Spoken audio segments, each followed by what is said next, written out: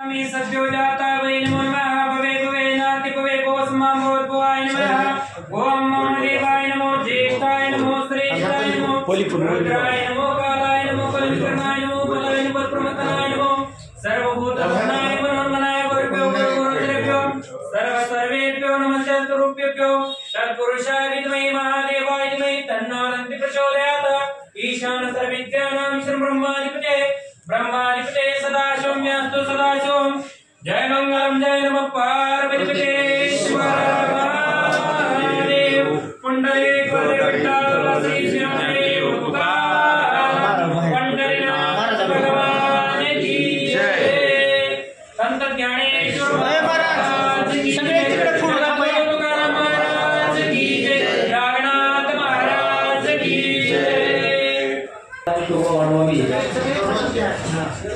तुम्हाला सर्वांच्या साक्षीने सर्वांच्या आणि लोकसभा लातूर ही वास्तुशिल्प या बाजारपेठेमध्ये अगदी काही महिन्यामध्ये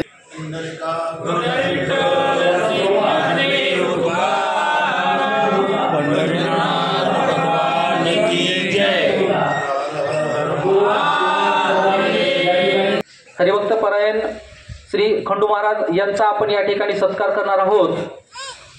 मी विनंती करतो श्री दौलत पाटील यांना की त्यांनी आदरणीय महाराजांचा या ठिकाणी सत्कार करावा।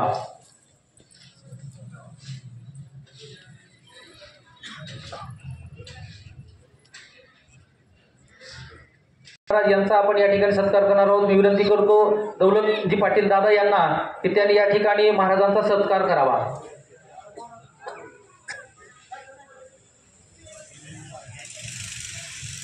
चला चला दत्ता शिव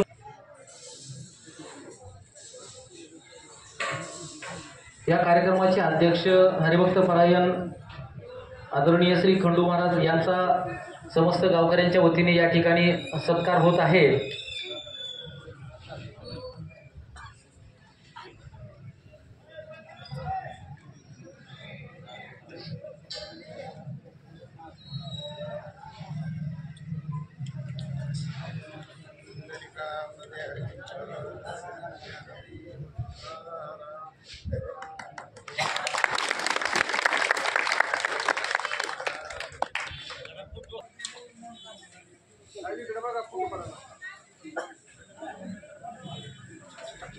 यानंतर पुढील सत्कार मूर्ती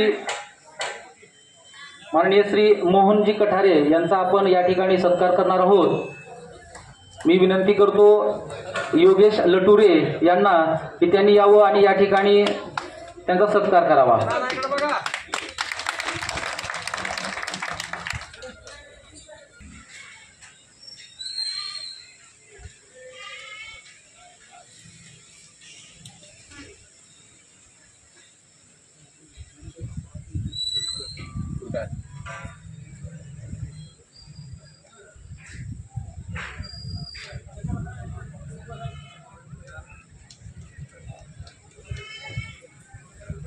यानंतर पुढील सत्कारासाठी मी आमंत्रित करतो या धर्म आणि आतापर्यंत हे धर्म वास्तू उभा करण्यामध्ये ग्रामस्थांनी सहकार्य केलेलं, ग्रामस्थांनी जी देणगी दिली ती देणगी कशी खर्च झाली, ही वास्तू कशी उभा टाकली, 44-45 वर्षाचा प्रवास 46व्या वर्षी किती सुंदररित्या या ठिकाणी संपुष्टात आला किंवा आणला गेला याचा सविस्तर वृत्तांत पुस्तकीच्या रूपात या ठिकाणी या टीमनं या ठिकाणी तयार केला आहे। त्याचं प्रकाशन या ठिकाणी होत आहे आपल्या समक्ष। मी या टीमला विनंती करतो की या पुस्तिकेचे या ठिकाणी प्रकाशन करावं।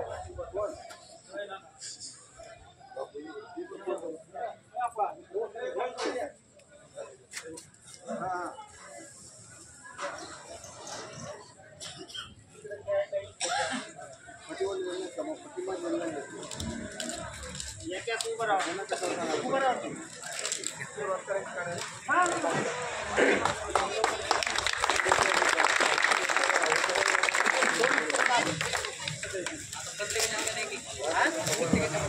हॅलो, या धार्मिक वास्तुशिल्पाचे आपण सर्व साक्षीदार आहोत. आपल्या समोर ही वास्तुशिल्प उभारलेली आहे, पण येणाऱ्या पिढीला याचा प्रत्यक्षात अनुभव घेता येणार आहे. ती कार्यपुस्तिका, या वास्तूची कार्यपुस्तिका या ठिकाणी, या पुस्तिकेचं प्रकाशन तुम्हा सर्व गावकऱ्यांच्या हस्ते समोर या ठिकाणी या पुस्तिकेचं प्रकाशन होत आहे. जीर्णोद्धारापासून ते कलशारोहणापर्यंतचा हा रोमांचकारी प्रवास, सुखद तितकाच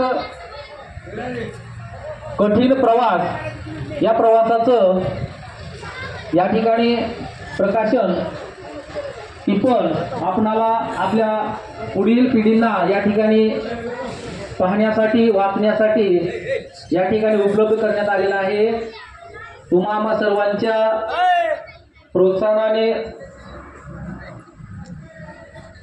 या कार्यक्रमाचं या ठिकाणी प्रकाशन होत आहे. धर्मव्यासपीठावरील सर्व अष्टपैलू सन्माननीय, आज आपण या ठिकाणी नागोबा मंदिराचा जीर्णोद्धार जो आपल्या बळावर, आपल्या शक्तीवर करण्यात आला, त्याचा एकंदरीत जो प्रवास आहे तो सचित्र आपल्यासमोर ठेवावा, सर्व ग्रामस्थांसमोर ठेवावा, या हेतूने या ठिकाणी आपण जमलो आहोत. हा सोहळा होत असताना 2 वर्षापूर्वी, साधारण डिसेंबर 2022ला याची मुहूर्तवेळ म्हणजे दिवाळी पाडव्या दिवशी या ठिकाणी करण्यात आली होती. आणि वाटलं नव्हतं म्हणण्यापेक्षा आतापर्यंत जेवढे अनुभव आहेत, आपण कुठलंही मंदिर बघितलं तर त्या मंदिराचं काम हे अतिशय संत गतीनंच होतं. एवढं मोठी भव्य वास्तू अवघ्या 16 महिन्यात उभा टाकेल असं कोणालाही वाटलं नव्हतं. परंतु ही ग्रामस्थांची शक्ती आहे, ही ग्रामस्थांची जी देणगी होती, जो आशीर्वाद होता, त्या बळावर अवघ्या 16 महिन्यात ही वास्तू या ठिकाणी उभा करण्यात आली आहे. ज्यावेळेस ही वास्तू उभा करण्याचं ठरलं त्यावेळेस ती टीम अग्रेसर या ठिकाणी यासाठी झाली. ती टीम रात्रंदिवस या ठिकाणी होती, रात्रंदिवस. एकही दिवसाचा ब्रेक या कामाला लागला नाही, हे विशेष होतं. सगळ्यात विशेष बाब की एकही दिवसाचा ब्रेक या कामाला लागला नाही की बाबा कुठं तर काहीतरी कमी पडलंय आणि काम थांबलंय, असं झालं नाही. आणि हे का झालं नाही तर या कामासाठी खूप उत्साही आपल्या गावातील लोक होती, तुम्ही होता. आणि तुमच्या देणगीच्या बळावर हे काम इतकं मोठं पार पडलं.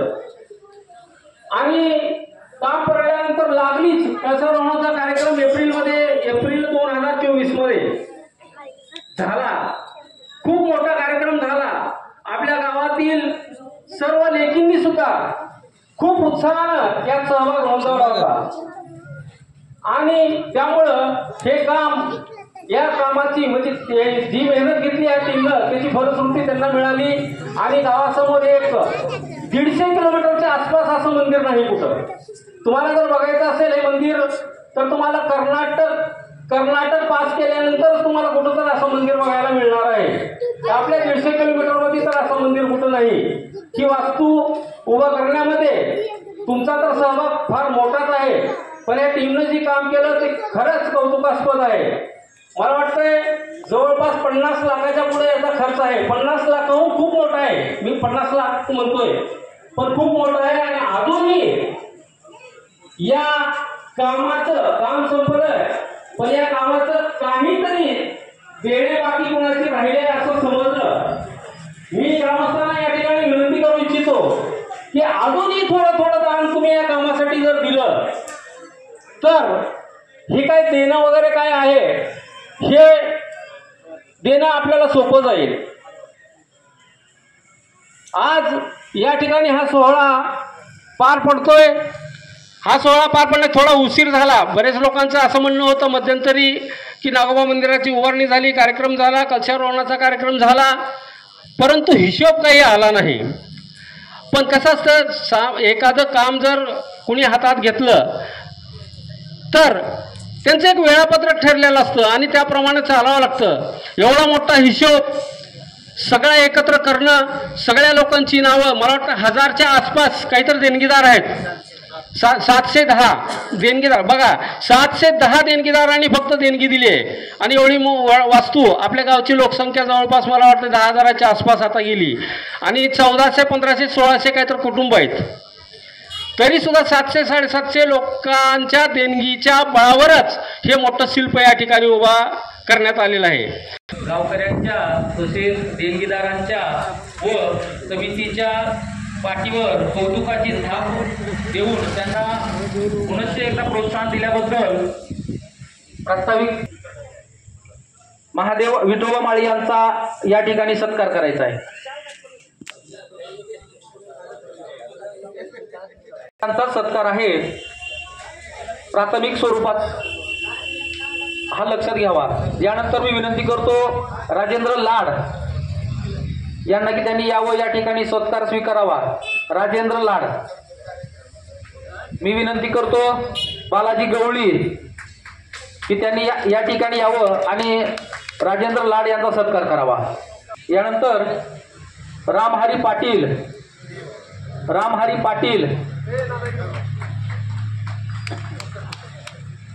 उपस्थित नाही, स्वीकारतील.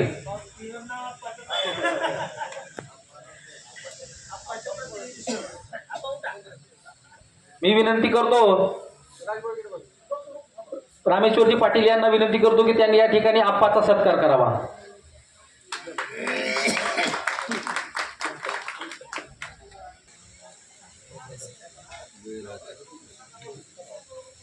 यानंतर पुढील सत्कार मूर्ती आहेत सुनील गिरी.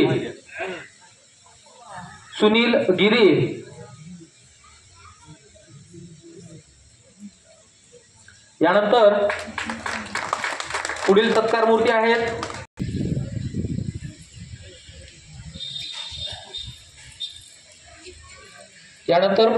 मूर्ती आहेत सलीम सावकार.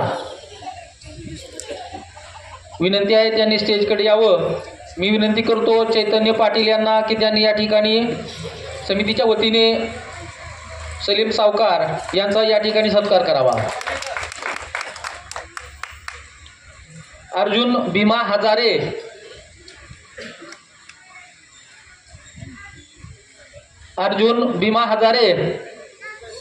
यांना विनंती आहे त्यांनी स्टेजकडे यावं, या ठिकाणी सत्कार स्वीकारावा.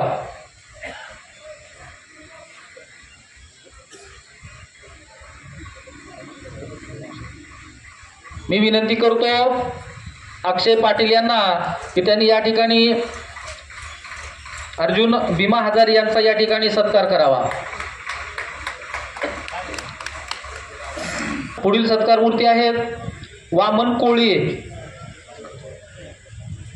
कोळी. स्टेजकडे यावं आणि विनंती करतो सुधाकर गवळी यांना की त्यांनी या ठिकाणी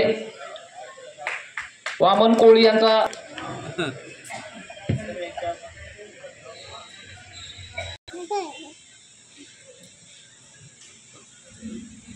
इथून 150 किलोमीटर पर्यंत अशी इमारत तुम्हाला पाहायला मिळणार नाही, अशी वास्तू पाहायला मिळणार नाही. या सर्व टीमचं मी भाद्याच्या वतीने सर्वप्रथम शब्दसुमनाने स्वागत करू इच्छितो. खूप मोठी अशी वास्तू या भाद्याच्या सौंदर्यामध्ये वाढ करण्यासाठी आणि एक जागृत देवस्थान श्री नागोबा मंदिर खूप मोठ्या मेहनतीने रात्रंदिवस कष्ट करून आणि खूप कमी वेळामध्ये 16 महिन्यामध्ये अशी सुंदर वास्तू या ठिकाणी उभा केलेली आहे. त्याबद्दल मी परत एकदा संबंध भाद्याच्या वतीने सर्व टीमचं खूप खूप अभिनंदन करतो आणि मी याच ठिकाणी थांबतो. धन्यवाद. कुठलेही आडेवेडे न घेता प्रपंचाच्या मोठमोठ्या अशा अडचणीमधनं भावनिकदृष्ट्या जी देणगी दिली त्यामधून ही आपल्या गावामध्ये एक चांगली वास्तू निर्माण झाली आणि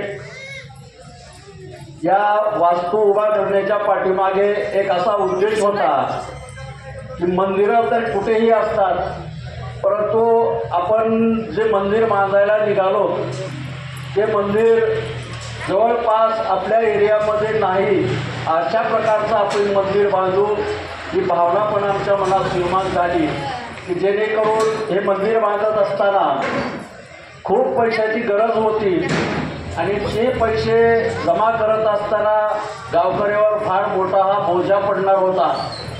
हा बोजा पडला तरी चालेल, परंतु आपण असं काहीतरी नवीन करू म्हणून आम्ही हा केविलवाना प्रयत्न केलेला आहे आणि त्यामधनं आम्ही जिथे अण्णा आता बोलले असा काही शब्द आमच्यावर येऊ नये म्हणून आम्ही त्या दृष्टिकोनातूनही फार काटकसरीनं प्रयत्न केले आणि हा आम्ही जे केलेला उपक्रम आहे सर्व गावच्या वतीनं हा तयार झालेला आहे. आम्ही मोठे असे काही कोणी नाही, आम्ही पण तुमचेच लेकरं आहोत एवढं बोलून मी भाषण संपवितो आणि माझ्यातर्फे परवानगीने आपल्यासमोर 2 शब्द बोलण्याची मी इच्छा प्रकट करतो.